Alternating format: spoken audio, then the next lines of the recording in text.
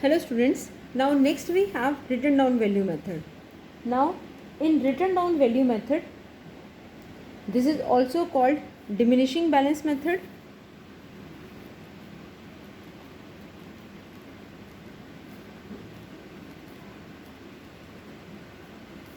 And also reducing installment method.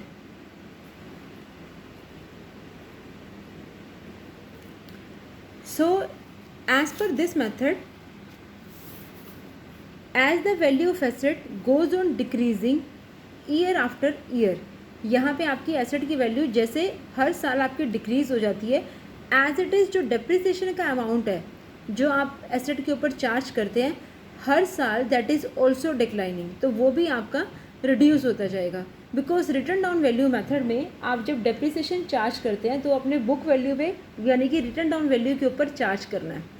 कैसे? Means जब आपने एसेट को परचेज़ किया तो जो वैल्यू आपके पास थी वो ओरिजिनल कॉस्ट था, तो स्ट्रेट लाइन में आप जब भी डेप्रिसिएशन चार्ज करते थे वो ओरिजिनल वैल्यू के ऊपर चार्ज करते थे जितने की आपने उसे परचेज़ किया। But return down value method में आप जब डेप्रिसिएशन चार्ज करेंगे तो बुक वैल्यू यानी कि रिटर्न डाउन वैल्यू के ऊपर चार्ज करेंगे। जैसे आपके पास 10,000 की सपोज एक मशीनरी है, आपने उसके ऊपर 10% डेप्रिसिएशन चार्ज किया, नाउ अब आपके पास वैल्यू हो गई 1,000 की।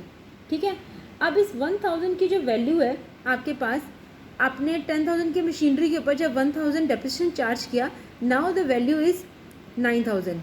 सेकेंड ईयर जब आप डेप्रिसिएशन चार्ज करेंगे तो आपने ओरिजिनल कॉस्ट यानी कि 10,000 के ऊपर चार्ज नहीं करना, अब आपने चार्ज करना है उसकी रिटर्न डाउन वैल्यू के ऊपर जो आपके पास है 9,000 रुपीज़ की, जिसके ऊपर 10% डेप्रिसिएशन चार्ज हुआ 900। Now in the next year 9,000 की आपका मशीनरी, उसके ऊपर डेप्रिसिएशन चार्ज किया 900, तो बुक वैल्यू आपके पास होगी 8,100।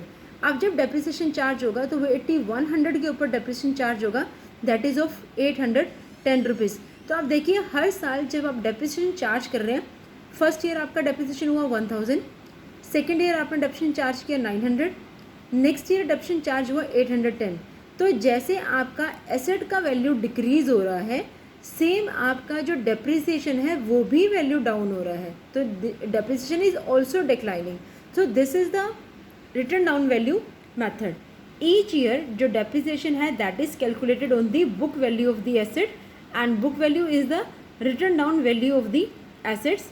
So this method is also called reducing installment method and diminishing balance method. Now the merits of this method, the first one is easy calculation. इस ये जो मेथड आपके पास, it is very easy to calculate the depreciation. Even अगर आपने कोई नई asset भी परचेज़ करी है, ईयर आफ्टर ईयर आप जैसे जैसे एसेट परचेज़ कर रहे हैं तो डिफरेंट एसेट्स को जो है हम मेंशन कर देते हैं, उनके ग्रुप बना देते हैं और अकॉर्डिंगली उनकी जो डेप्रिसिएशन है वो फाइंड आउट कर लेते हैं। Than equal charge against income. इस मेथड में आपके पास जो टोटल बर्डन है प्रॉफिट एंड लॉस अकाउंट का in respect of the depreciation और रिपेयर, तो जब हम दोनों की बात करें डेप्रिसिएशन और रिपेयर्स की, और अगर हम उसे कंबाइंडली चेक करें, कंबाइंड करके चेक करें तो रिमेन ऑलमोस्ट इक्वल, तो वो आपका ऑलमोस्ट जो है वो सेम रहेगा, क्योंकि इनिशियल ईयर में जो डेप्रिसिएशन है वो मोर होगा लेकिन आपके जो रिपेयर एक्सपेंडिचर्स हैं वो कम होंगे, बट लेटर ईयर्स में जाके आपका जो डेप्रिसिएशन है वो रिड्यूस हो जाएगा और जो रिपेयर चार्जेस हैं वो इंक्रीज़ हो जाएंगे। सो जो बर्डन है वो प्रॉफिट एंड लॉस अकाउंट के ऊपर इक्वल रहेगा। Then no undue pressure in the later years. इन जैसे आपको ऑलरेडी हमने स्ट्रेट लाइन मेथड में डिस्कस किया था कि किसी भी एसेट की जो एफिशिएंसी और यूज़फुलनेस है वो अर्लियर ईयर्स में जो है वो ज़्यादा रहती है देन दी लेटर ईयर्स, तो हैंस डेप्रिसिएशन जो है वो मोर चार्ज करना चाहिए स्टार्टिंग ईयर्स में। तो रिटर्न ऑन वैल्यू मेथड जो है वो इस चीज़ को कंप्लीट करता है क्योंकि रिटर्न ऑन वैल्यू मेथड में आपके इनिशियल ईयर्स में जो डेप्रिसिएशन है वो मोर है than comparatively in the later years. After that we have balance of asset is never return of to zero. इस मेथड में एसेट का कभी भी बैलेंस जो है वो ज़ीरो नहीं होता, क्योंकि एसेट की हमेशा एट द एंड भी स्क्रैप वैल्यू भी अगर आप लगा लें तो भी कोई ना कोई वैल्यू रहती है, तो एट द एंड की कभी भी हमारे पास रिटर्न ऑन वैल्यू मेथड में एसेट की वैल्यू जो है वो ज़ीरो नहीं होती। देन इनकम टैक्स अथॉरिटीज़ जो हैं वो भी इसे अप्रूव करती है इस मेथड को परमिट किया है इनकम टैक्स अथॉरिटी ने भी. So these all are the merits of return on value method. Next we have the some demerits is also there कि asset can not be completely return off, because इस method में asset की जो value है, चाहे वो asset बिल्कुल ही useless हो जाए लेकिन उसकी वैल्यू ज़ीरो नहीं रहती. कुछ भी अमाउंट है, चाहे एक स्मॉल सा अमाउंट होगा तो एसेट की वैल्यू जो है वो शो करेगा ही, चाहे वो एसेट वर्क कर रहा है या नहीं कर रहा. Then omission of the interest factor, ये सेम आपके पास एज इट इज़ ही है जो हमने ओरिजिनल कॉस्ट में देखा था कि ओरिजिनल कॉस्ट मेथड एंड आपका रिटर्न ऑन वैल्यू मेथड दोनों में ही जो इंटरेस्ट है that amount invested in the asset, उसके ऊपर कोई कंसिडरेशन जो है दोनों मेथड्स में से नहीं किया जाता.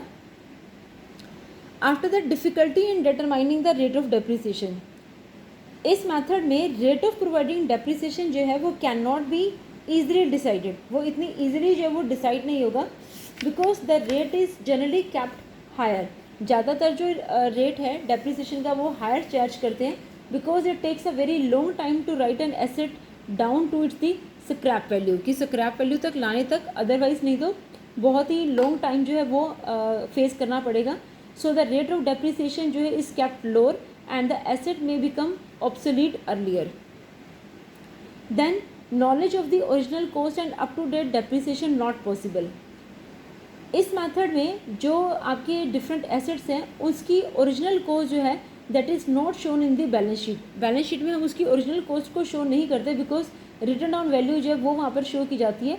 समटाइम्स जो एसेट्स को इस तरह से ग्रुप किया जाता है that it becomes difficult to know their specific identity. तो क्लियर कट जो है आइडेंटिटी के बारे में उनका पता नहीं चलता.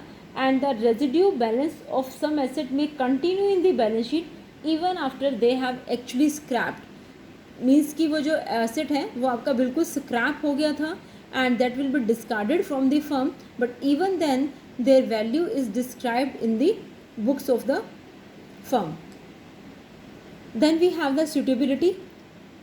In case of the assets having a comparatively long life and which require considerable repair in the later years when they become older, such as the building and the plant. तो ऐसे asset जो है वो suitable रहेंगे, return on value method के लिए suitable है, जिसका लॉन्ग लाइफ है और जो लेटर ईयर्स में जहाँ रिपेयर्स की डिमांड जिसमें ज़्यादा है.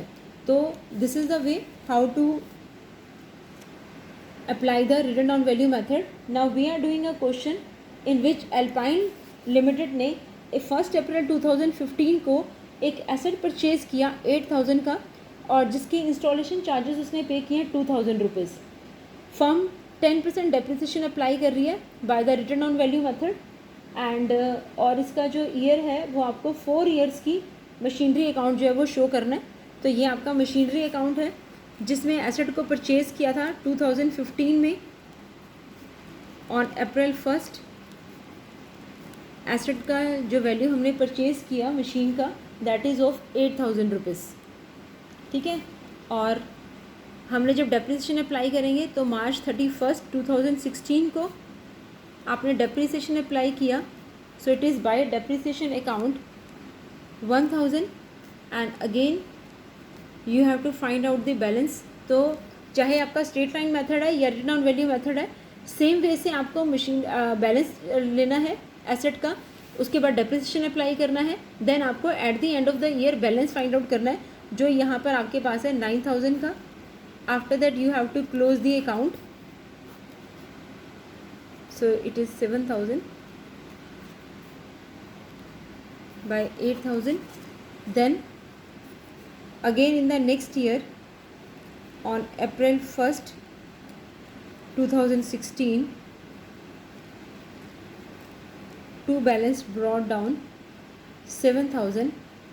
Now on March 31st 2017 what depreciation is to be applied, that is on 7,000. अब आपको जो डेप्रिसिएशन है वो ओरिजिनल कॉस्ट यानी कि जितने की परचेज़ की थी उस पर ना अप्लाई करके return on value method, return on value के ऊपर अप्लाई करना है. और रिटर्न ऑन वैल्यू इस मशीनरी की जो है वो 7,000 है और 7,000 की मशीनरी के ऊपर जब आप डेप्रिसिएशन अप्लाई करेंगे तो ये आपके पास आएगा